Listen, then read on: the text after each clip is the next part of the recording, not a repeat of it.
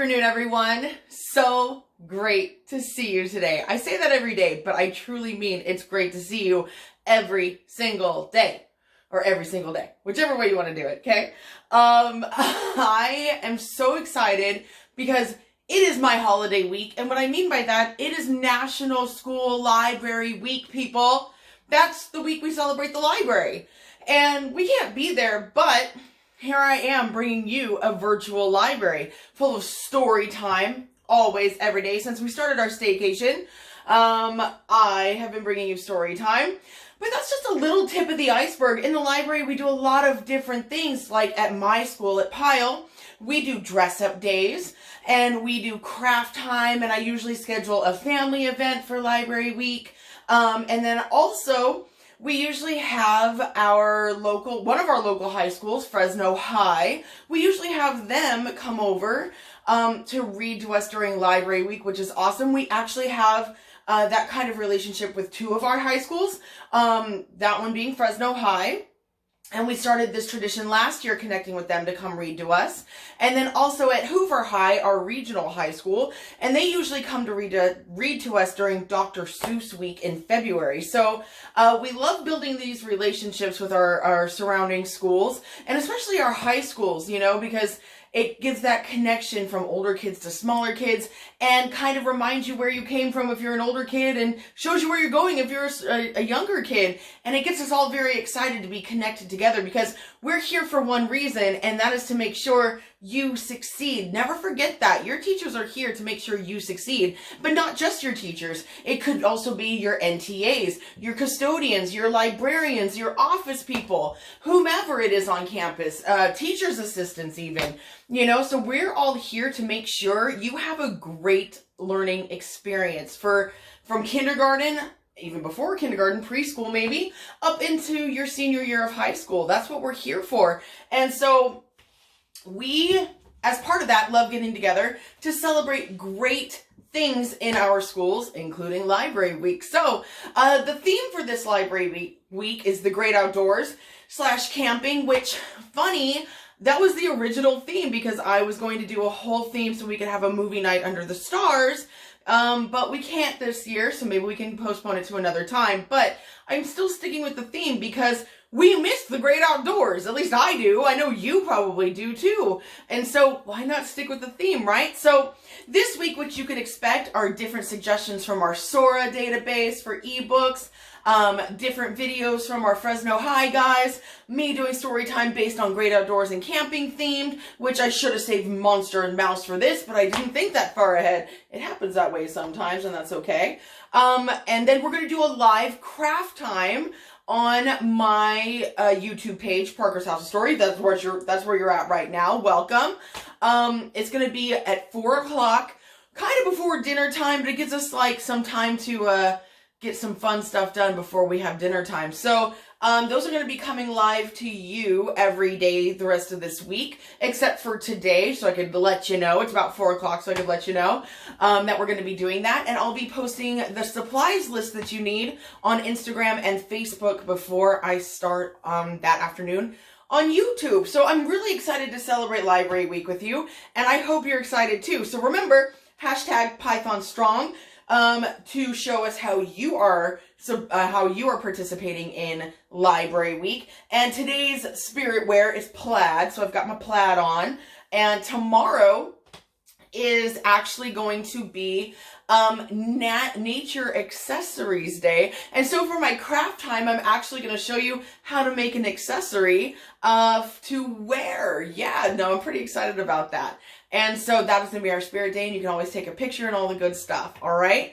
All right, guys, so here we go. Let's do story time, because there I am just talking like I always do. All right? No wonder story time takes so long in real life and on camera. Let's be real. So we today are going to read Buster Goes to Cowboy Camp by Denise Fleming, and this book sits on my fireplace. It's not a real fireplace, of course, at school, and I've never read it. So I'm super excited because it goes with my cactus theme in there in the library. And so we're going to be introduced to some words that we might not know. They're called cowpoke words. And so we have bandana, I think we know what that is. A large colorful handkerchief that is sometimes folded and tied around the neck or your head maybe. Buckaroo, a cowpoke. Bunkhouse, a building where cowpokes sleep. Chow, what do you think that is? Food, of course. Chuck wagon, a wagon used to carry and store food and medical supplies. Corral, a pen for confining animals. Cowpoke, a cowboy or a cowgirl. Herd, to gather. Hit the hay, that means go to sleep. Mesquite, a tree that requires little water and the wood is burned to flavor barbecue. Podna, a partner, a friend. Roundup, a gathering together of animals. Sagebrush, a large gray green bush. Shut-eye, sleep. Tenderfoot, a newcomer. Tumbleweed, a plant that breaks away and is carried by the wind. Yeehaw! Say it with me. Yeehaw! Yeah, a shout of enthusiasm. I love screaming yeehaw, I'm not going to lie. All right, so I wanted to introduce these words to you because we're going to hear them in our story, and now we know what they mean. But we'll remind each other what it means as we get going, okay? So here we go. For story time, I need watching eyes, listening ears, quiet voices, calm bodies. Breathe in. Breathe out. And of course, no nose picking, no finger licking. We need to have clean hands to touch our books. Here we go, friends. Buster goes to Cowboy Camp. Not happy. Buster was not happy. Brown Shoes, his owner, was going away for a weekend of rest and relaxation. Betty was staying with Mrs. Pink Slippers next door. Mrs. Pink Slippers loved cats. Mrs. Pink Slippers did not feel the same way about dogs.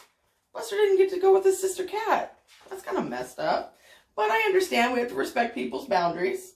So Buster was going to Cowboy Camp at Sagebrush Kennels.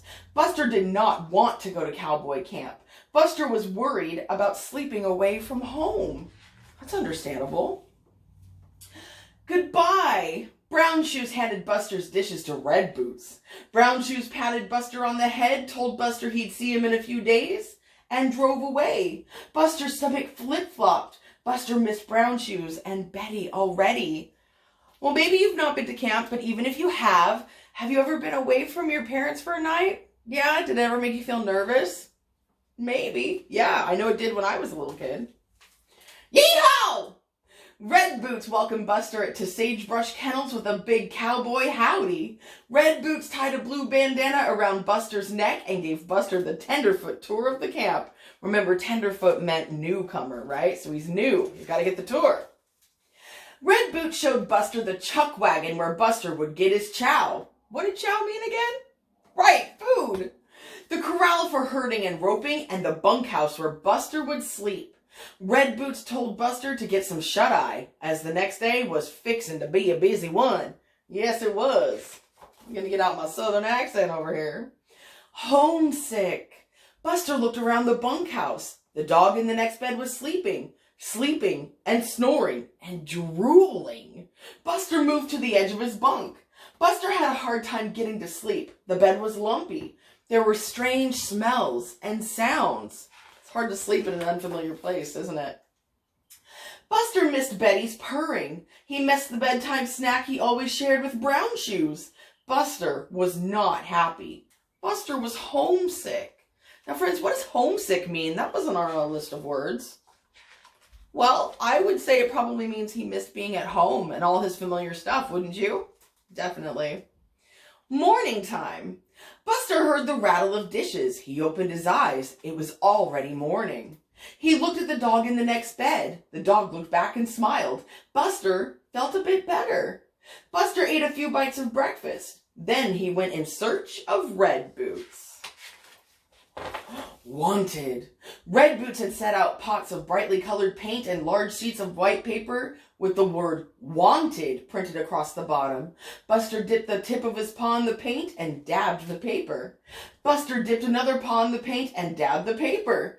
Buster dipped all 4 paws in the paint and danced across the paper. Red Boots hung Buster's wanted poster on the fence. Look, they even do arts and crafts at Buster's camp. Awesome! I'm so excited to do crafts with you, by the way. Roundup. Red Boots opened a chute and balls of different sizes came bouncing out. The campers started running and jumping, herding the balls into pens in the corral. A big red ball came bouncing toward Buster. Buster ducked behind a fence post. Buster was not so good at games. Buckaroo Ball! Red Boots called Buster over to play Buckaroo Ball. Buster pretended to study a butterfly. Red Boots called Buster's name again. Buster acted as if he did not hear Red Boots. Out of the corner of his eye, Buster saw a ball coming his way. Buster turned his head, opened his mouth to yelp, and... what do you think happened? Maybe, let's find out. Thunk! Buster caught the ball. Thunk, thunk. Buster caught the ball again and again. Maybe Buster wasn't so bad at games after all. If you don't try, do you know? Of course not. You gotta try and see if you can do something, and if you can't, practice, right? Well, this one kind of caught him by surprise, didn't it? It really did. Sunset. Buster gathered sticks. He helped Red Boots build a campfire. Red Boots hung a big kettle of beans and bacon over the fire. I love beans and bacon. How about you guys? Red Boots sat by the fire, played the guitar, and sang cowboy songs as supper cooked. Buster sang along.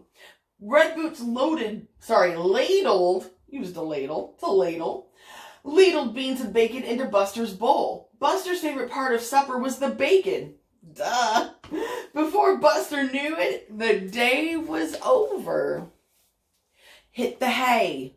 Red Boots told the cowpokes it was time to hit the hay. Tomorrow was fixing to be another busy day. They were going to be digging for gold, practicing rope tricks, and making shiny sheriff's badges. Buster could hardly wait. He's very excited. Partners. Buster walked back to the bunkhouse with Snarkle, the dog from the next bunk. Before the lights were out, Buster was sleeping, snoring, and drooling. Oh, look who's having a good time now. The end. Oh, friends, what a fun story. I'm glad I saved this for this to read it. Oh, but I should read this one again when we get back from our staycation. But in the meantime, please, I hope you participate in our library week. I planned it just for you. I did. All right. So I would love to see what you're doing. And if your grown-up is not comfortable with hashtagging us in pictures, that's totally understandable. Please make sure you DM them, direct message them to me on Instagram. I want to see what you're doing. All right. So until tomorrow, I am Miss Parker with Parker's House of Stories, and I will see you guys for the next one. Yeehaw! Bye, everybody.